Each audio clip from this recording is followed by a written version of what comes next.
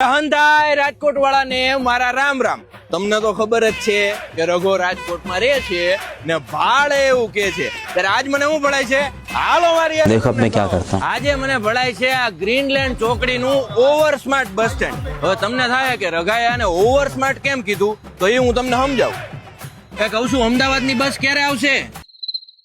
એટલે તમને કહું અમદાવાદની બસ ક્યારે આવશે? मैं नहीं बताऊंगा। આ અંદર કોઈ હે જ નહીં, એટલે એની રીતે મને જ્ઞાન થયું, આત્મજ્ઞાન, કે અહીંયા કોઈ છે નહીં, એટલે કઈ બસ ક્યારે આવશે એ આપણે હાથે નક્કી કરી લેવું પડશે. આ અંદર આટલી બધી ધૂળ હે ને, એ જોતા ઓલું કોમ્પ્યુટરે બિચારું પોકાર કરે છે કે બાપલા મને તો અહીંયાથી બહાર કાઢો, કોઈ અંદર તો નહીં આવે. આ તમને બધાને એમ થતું હોય છે કે આ ખરા તડકાના બધા પેસેન્જર ગ્રીનલેન્ડ બસ સ્ટેન્ડ ની બહાર મુકામ ઉભા રહે છે, પણ અહીંયા આવી ગંદકી હોય અને જો અંદર આવીને બેહે ને તો બેહોશ થઈ જાય અને પછી બગોદરા વાળી બસ ચૂકાઈ જાય, નીચે બામણબોર પૂગે ને તયે ભાનમાં આવે.